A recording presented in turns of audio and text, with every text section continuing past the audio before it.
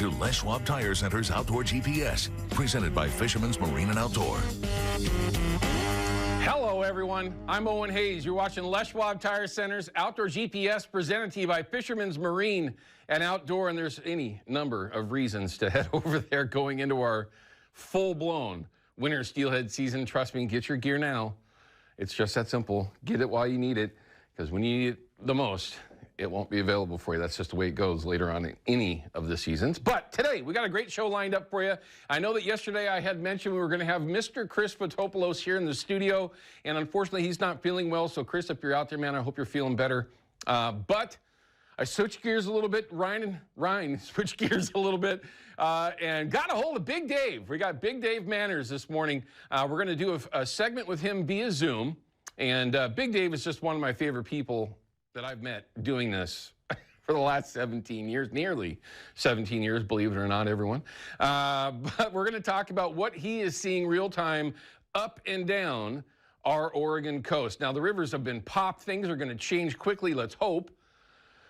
But when it does change, what's he going to do? What are his thoughts? He's pretty darn good at it. He's one of the top guides up and down the coast without question. And we'll find out, again, what he's seeing in real time, maybe give you some advice on what you can expect this upcoming week. We do have a lot more rain that is coming. We'll find out more from Carly Olson on what that is really going to look like. She's been pretty spot on the last couple of weeks, so we'll see how it goes today.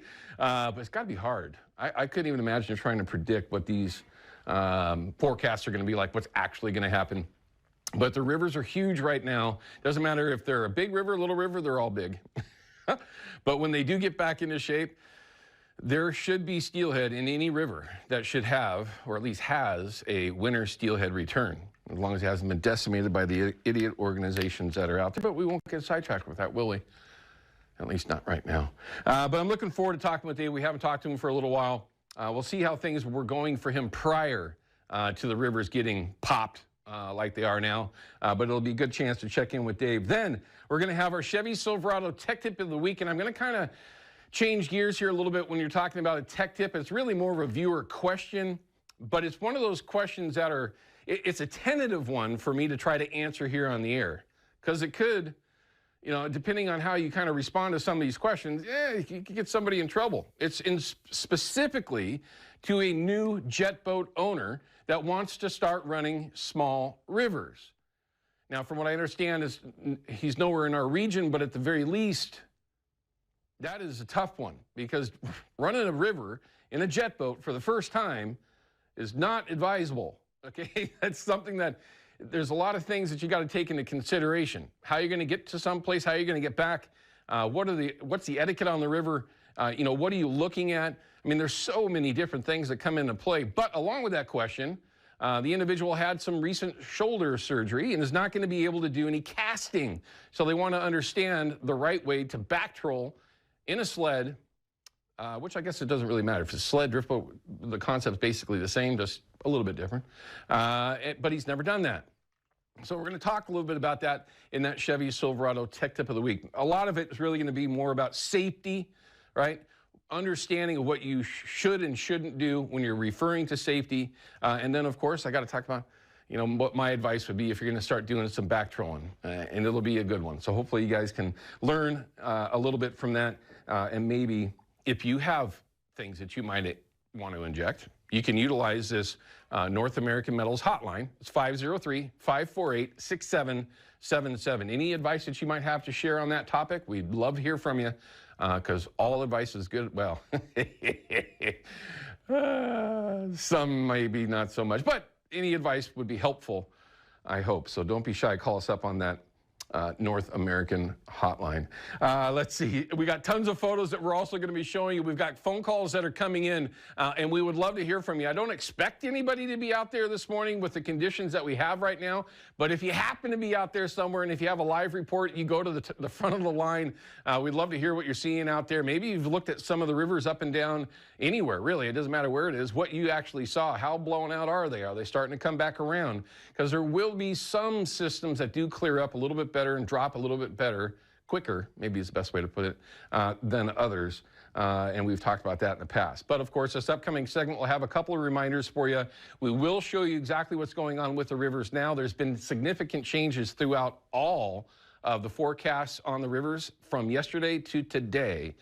So that might help you make a decision on when you might want to take a little bit of time to get out there, because I know I am.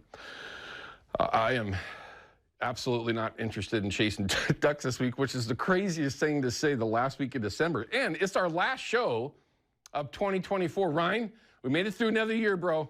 We got a bunch more coming, but we made it through 2024. And don't forget, I'm going to mention it now before I forget, get that new license. If you're planning on doing any fishing or hunting here in the first 2 weeks or so of January, just get it out of the way. Just get it done, because it always seems to pop up last minute. And I resemble that remark. At the very least, I need to do the same thing. I have yet to get that done. But let's go ahead. I might hold on to this phone call for a little bit, but let's go ahead and start showing you some of the photos that all of you have been sending in. And there's been tons of them. And again, I need to remind everyone that when you send photos in, it takes a week or two, sometimes maybe even a little bit more to get them in. We show them in order that we receive them. Here's a great one, 5-man limit. Little dirty bag. I'm just kidding. Listen, I got nothing to say. I have either forgotten completely how to hunt ducks or what in the last 3 weeks, it seems like. But Michael, thanks for sending it in, giving me a little bit of hope. And I won't even say where you were, because I got a good idea. Brody's duck hunt. Susan sent this in. Nice blind. I like the area. Look at that. Well done. Brody, well done. Oh, my gosh. Mule deer. Good job, Chuck. Out of South Dakota. Now, I've not spent a minute of time in South Dakota. You know what? I don't even think of it for deer hunting. I think about pheasant hunting. Maybe I should be rethinking that. In the next handful of years, might have to start doing some traveling to have any success based on what they're doing over here in the Northwest, but we won't get sidetracked with that either. Cotton Top Hunter. Yeah, I'm a widgeon guy. I'll take them all day long. Matter of fact, I just had a Euro that I shot a couple of years ago, delivered and on my wall here in just the last couple of days. And for that individual that did that for me, it's fantastic. Euros are just beautiful. Euro widgeon, everyone, if you're concerned. First coho, Jay sent this in. Looks like a chromer, just a dime. Matter of fact, I'm kind of jonesing. I want to eat some steelhead. Some people say that winter steelhead aren't the best table fare. I disagree. It's the kind of table fare that just gives you options. Anyway, I'm looking forward to that. Hopefully that'll happen sometime soon. Here's another good one. Look at that. Mixed bag. Will sent this in. Now, I've been gotten some grief over there. There's some cans in there. Yeah, there's a few canvasbacks in there. Mixed bag, fine. On a year like this, for me, I don't care as it stands. I've been given grief a few times for saying, you know, I don't shoot teal, and typically I don't, but boy, have I been praying for those the last couple of weeks at the very least. Son's biggest fish. Yeah, that's a good one too. Nice trout. Where is that? Austin, congrats. Nice trout. Well done. Any fish that size would be fun right now. Walter's fish, or Walter's first, I should say. Papa sent this in. Looks like they're out on the ocean. Looks like a silver. Chasing some silvers around. And we got some interesting forecasts.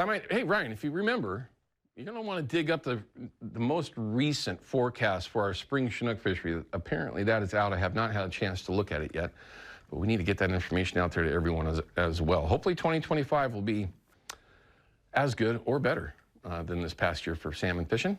It's the Fox 12 app. It's free. Download it. Once you do so, you'll have access to everything that Fox 12 does.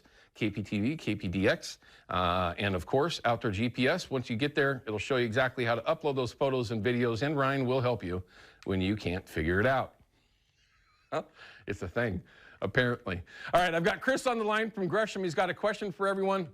We're going to take his call when we come back from this break. We're going to get into our report segment. Not a whole lot to share just because of the conditions that are out there, but at least we'll line you up on what those conditions are currently and how they're expected to change in the next handful of days. We'll also find out from Carly how much rain we actually have coming at us.